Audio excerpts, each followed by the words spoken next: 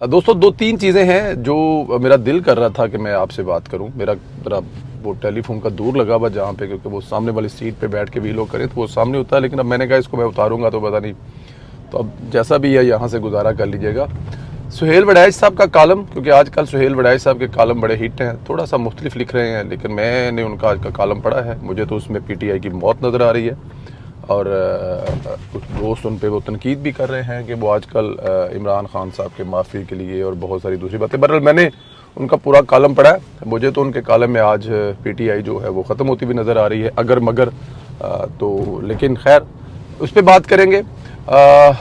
उस्मान डार साहब की वालदा की सुबह सुबह एक वीडियो आंखों से गुजरी है, इंतहाई गैर मुनासिब है वो, लेकिन उस पर भी बात करेंगे। काजी फैसल साहब बैरून मुल्क गए हैं, कुछ लेटर चल रहा था कि उनको एयरपोर्ट पर VIP प्रोटोकॉल, दूसरी चीज़ें भी हैं, लेकिन सबसे पहले चलते हैं सुहेल वड़ैच साहब के कॉलम की तरफ। सुहेल वड़ैच साहब ने लिखा है कि जो PMLN को पंजाब में जो सीटें हैं वो 80-90 के करीब मिल सकती हैं, ये उनका एक तज्ज़िया है। ज़ाहिर है अब जो सुहेल वड़ैच साहब 80-90 लिख रहे हैं तो उसका मतलब ये नहीं 80-90 हो सकती हैं, ये कम भी हो सकती हैं और बहुत ज़्यादा भी हो सकती है। बहुत ज़्यादा से मुराद ये है कि राणा सनाउल्लाह साहब बता चुके हैं कि हमारी पंजाब में कम अज़ कम 115-120 सीटें मौजूद हैं। और मेरा भी दिल कहता है, मैं जो आजकल 180 में बैठता हूँ, जाता हूँ, देखता हूँ, मुख्तलिफ इलाकों से आए हुए जो पाकिस्तान मुस्लिम लीग नून के कैंडिडेट हैं सीट के लिए, जो इस वक्त अपनी कोशिश कर रहे हैं कि उनको वहाँ पर मतलब टिकट मिल जाए, तो मैं वो जो देखता हूँ तो मुझे लगता है कि पंजाब में पाकिस्तान मुस्लिम लीग 115 से 20 बड़ी आसानी से ये प्लस हो सकती है, माइनस होने के चांस बिल्कुल भी नहीं है। देखें पंजाब में मियां मोहम्मद नवाज शरीफ का वोट है, जिस पंजाब को गढ़ कहा जाता है PMLN का। थोड़ी सी मेहनत की ज़रूरत है, जब आपने ये ज़रा थोड़ा सा बाहर निकलना है और ये इधर से जाना है आपने साहिवाल, ओकाड़ा, हाँ जी, उधर मुल्तान तक आपने जाना है, इधर से फिर आपने जेलम, इधर से खारियाँ, इधर से गुजरांवाला, शेखुपुरा, फैसलाबाद, इस तरह आगे ननकाना साहब, तो संभालना मुश्किल हो जाएगा PMLN को, इसमें कोई शक नहीं है। उसमें हदशा जो जाहिर किया है वो उस्ताद मोहतरम जनाब सुहेल वड़ैच साहब ने, वो ये है, क्योंकि ये उस्ताद है हमारे, हम इनको पढ़कर इनको सुनकर इख्तलाफ इनसे कभी भी नहीं करना चाहिए। अगर आपका इख्तलाफ हो भी तो बड़े अदब और मतलब अदब से इख्तलाफ करना चाहिए, क्योंकि बड़े लोग हैं कि ज़िंदगियाँ गुजर गई। उन्होंने लिखा कि अगर पाकिस्तान, अच्छा जी हाँ, उन्होंने लिखा 40-50% टर्न आउट हुआ तो PMLN जो है वो आगे होगी, लेकिन ये टर्न ओवर 60 से 70%, 75%, 70% हुआ तो फिर पाकिस्तान तहरीक इंसाफ का जो यंग वोटर है वो बाहर निकलेगा और वो वोटर नून लीग के लिए मसला बना सकता है।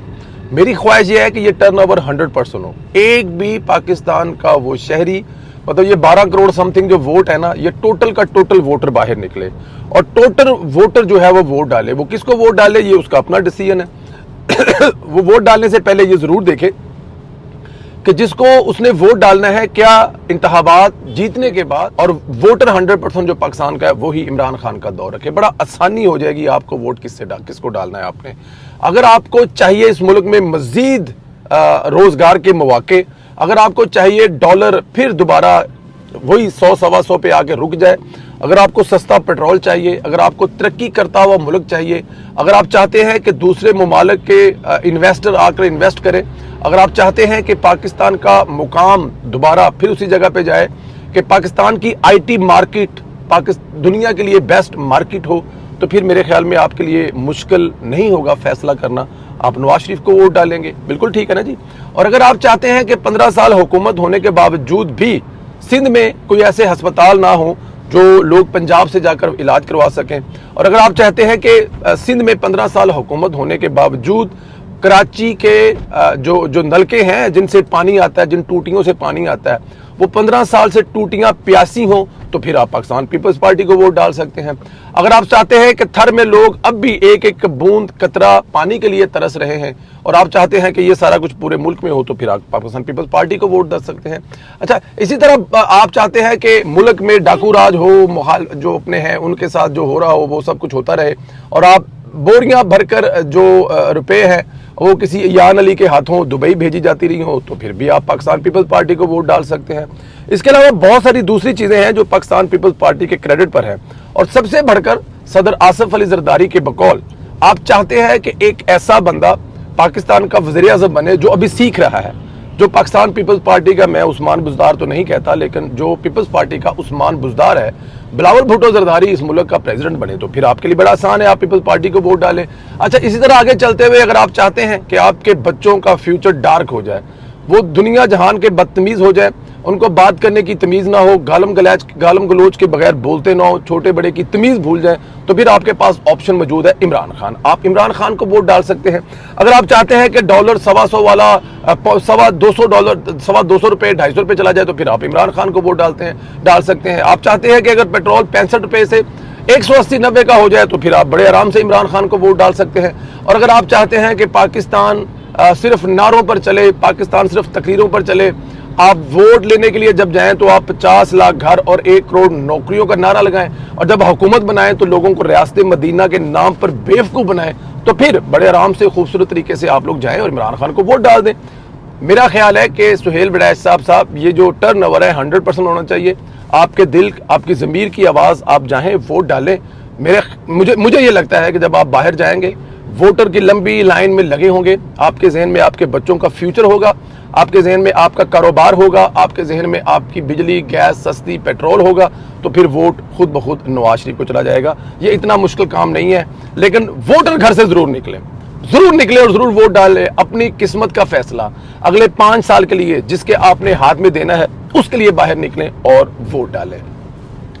अच्छा जी, ये बड़ा अजीब रवाज चल निकला है कि आप किसी बड़े आदमी का नाम ले दें तो आप मीडिया पे मशहूर हो जाएं कि आपके साथ फलां आदमी ने ये किया है, फलां आदमी ने ये किया, आप मशहूर हो जाएंगे।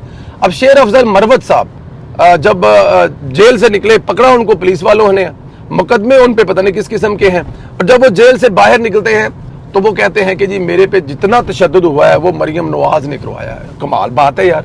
ओ भाई, मरियम नवाज ने आप पर क्यों तशद्दुद करवाना है? आपका मरियम नवाज से क्या लेना देना है? और आपकी क्या औकात है कि आपको PMLN का कोई लीडर या कोई PMLN का कोई मतलब मरियम नवाज या कोई दूसरे आप पर तशद्दुद करवाएं? आपकी हरकतें ऐसी हैं। पहली बात तो है कि आप पे कुछ लगता ही नहीं है कि तशद्दुद हुआ हो। भाई, पकड़ा है उन्होंने, पकड़ा है, रखा है उन्होंने, 2 दिन बाद आपको नहीं है। और मरियम नवाज को आप जैसे अब गली के मैं क्या कहूँ तशद्दुद क्यों करवाना है, क्या जरूरत है? अच्छा जी, उस्मान डार साहब की वालदा साहबा जो सुबह से बता रही है कि वो 70 साल है, और उनके घर पर जो हमला किया गया है वो ख्वाजा आसफ की इमाम पर किया गया है। देखिए दोस्तों, ख्वाजा साहब जो है वो अपनी सियासत के मेरे ख्याल में उस वक्त पर हैं जब अल्लाह ताला की ज़ात का डर, खौफ, ख़तरा जो है ना इंसान में बहुत होता है, उम्र के उस हिस्से में है।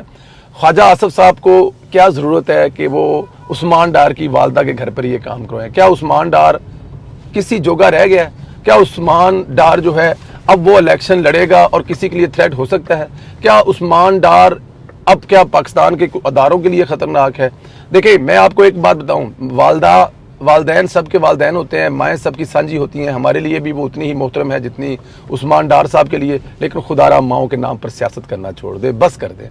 पाकिस्तान तहरीक इंसाफ का मकसद इस वक्त इलेक्शन लड़ना नहीं है, क्योंकि उनको पता है वो इलेक्शन नहीं जीत सकते। पाकिस्तान तहरीक इंसाफ का सिंगल मकसद इस वक्त ये जो इलेक्शन है इनको मतनाज़ा बनाना है। तो उसके लिए वो अपनी माओं को भी इस्तेमाल करेंगे, अपनी बहनों को भी इस्तेमाल करेंगे, वो किसी को भी इस्तेमाल कर सकते हैं। तो ये वही जगह है जहाँ पर ये जो डार साहब है फिर शायद अपनी वालदा साहबा को आगे कर इस किस्म की हरकतें कर सोशल मीडिया पर दोबारा फिर अटेंशन हासिल करने की कोशिश कर रहे हैं। और इमरान खान का जो एजेंडा है इस मुल्क की एजेंसियों को, इस मुल्क की सियासतदानों को इतना बदनाम करें कि लोग फिर एक दफ़ा कहें नहीं जी हमें वही निज़ाम चाहिए। या फिर इमरान खान चाहते हैं कि ऐसी हरकतें करके लोगों के दिलों में जगह बना लें। नहीं, लोगों के दिलों में जगह बनाने का एक ही तरीकाकार था, आप अपने दौरे हुकूमत में लोगों का मेयार ज़िंदगी, उनके रोज़गार, उनके लिए कारोबार के मौके और पूरी दुनिया में आला मकाम बनवाते, तो आप लोगों के दिलों में जगह बनवाते। ये कि घरों के दरवाजे तोड़कर ख्वाजा आसफ के कहने पर या ख्वाजा आसफ ने किया, अभी ख्वाजा आसफ ये क्यों करेगा?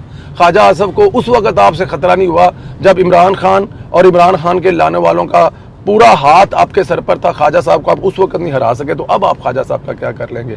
अच्छा जी, काजी फैसल साहब जो है जी वो बैरून मुल्क दौरे पर गए हैं और उनके बारे में कोई लेटर वगैरह चल रहा था, लेकिन जो खबरें हैं वो ये हैं कि जो काजी फैसल साहब और उनकी बेगम ने बड़ा रूटीन के तरीके से एयरपोर्ट क्रॉस किया है। एयरपोर्ट पे गए हैं, अपना सामान खुद उन्होंने बुक करवाया है, इमिग्रेशन लाइन में लगकर वो उन्होंने अपनी इमिग्रेशन कराई है।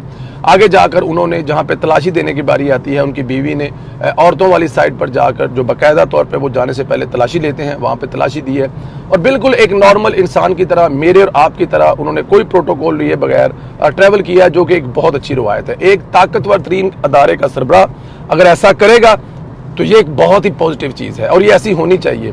देखें, तमाम अदारे के सरबराहान को तो मेरा नहीं ख्याल कि वो ऐसा कि उसको फॉलो कर सके। आम इंसान फॉलो करते हैं, उनसे करवा लिया जाता है, लेकिन जिनके हाथ में हो ये इस किस्म की चीज़ों को अवॉइड करें और पाकिस्तान में इस कल्चर को कि यहाँ पे कोई VIP नहीं, यहाँ पे कोई प्रोटोकॉल नहीं है, इसको जितना हो सके परवान चढ़ाएं। दोस्तों, आप लोग अपना ख्याल रखें, मुझे इजाज़त है, इंशाल्लाह अगले वीलॉग में फिर आपसे मुलाकात होगी। बहुत शुक्रिया, खुदा हाफिज़।